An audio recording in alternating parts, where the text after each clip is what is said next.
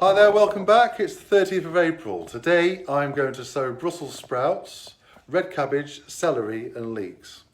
Brussels sprouts and red cabbage are from the brassica family. Now, brassicas are perhaps, out of all of the vegetable families, the hardest to grow. They suffer with the most pests and diseases, they're the most temperamental, and they take longer to grow than all of them, sometimes up to 40 weeks for cauliflowers and Brussels sprouts maybe. If that sounds a bit daunting for you, don't worry, because in one season I'm going to teach you everything that I learned over a 10-year period, and we're going to skip effortlessly through the brassica patch and end up with the most amazing tasting veg. If you are put off by that, or you only have a small space yet still like to have cabbage leaf on your Sunday dinner over the winter, there is one plant that you can grow. It's the fastest growing, it has the highest nutritional value of all brassicas. It's easy to grow, the pests and diseases tend to leave it alone. You can keep picking it and it keeps growing. It will survive in the ground until beyond next March, and it will survive prolonged frosts of -10, -15, and that's the kale plant.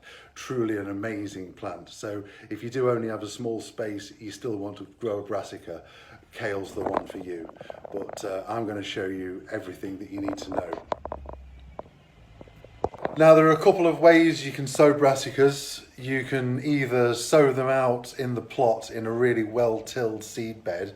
We'll demonstrate that at a later stage. You'll probably have to cover them up with a cloche or some sort of structure to make sure that the birds don't get them. And you've also got the added problem of slugs attacking them because they're direct into the ground. I like to sow them in seed cells like this. As you can see, these cells are about 40 millimeters square, and that's probably the smallest you should go for a brassica. There are 84 cells in this tray. I'm going to sow half of it with Savoy cabbage and half of it with red cabbage. And I'll just take the strongest ones out of that in about 5 or 6 weeks' time, when they've got about 7 true leaves on them and they're ready to plant out into the plot. So I'm just going to try and position the camera and show you how to fill one of these seed trays up with compost and get the seeds in. So there we are, nicely positioned, I think. I hope you can see that. Get a good couple of handfuls of compost and spread out all the way over, taking out any big lumps of wood or any big lumps of matted up compost that you can pick out,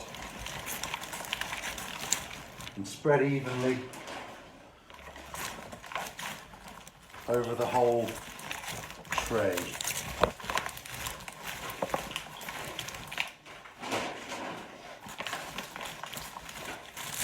And once you've filled them up, sort of press down so there are no air pockets,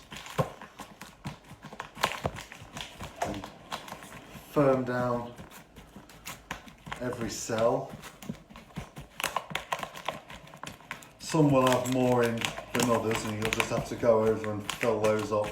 You want it about 1 centimetre below the top of the seed tray.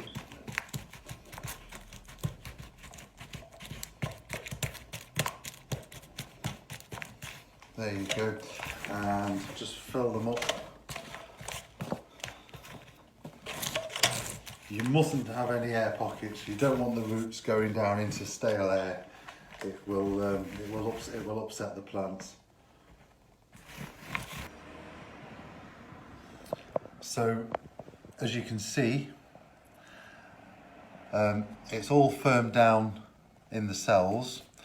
Probably got about centimetre, half a centimetre, something like that, below the top of the seed tray. I'm just going to drop a seed in to every cell. Sometimes you end up dropping about 3 or 4 seeds in, but don't worry about it. you can always weed out the weaker plants as they're growing. What you want to do in an ideal world is to get one seed in dead centre of the cell. So this is what brassica seeds look like. These are red cabbage. I don't know if you can see that. Now red cabbage, I do a couple of sowings. I do one round about now, which is the end of April, and I'll do one in July. The end of April one will take me through to the autumn, and the July one will take me right the way through to next March. They will overwinter, and just pop in a seed or two in the centre of the cells.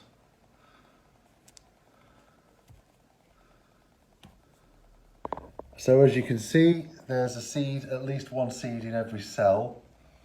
And what I'm going to do now is position the camera again.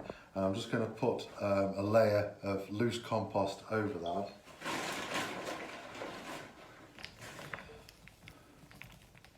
Just to cover up the seeds, taking out any big lumps again. And being careful not to uplift the seeds.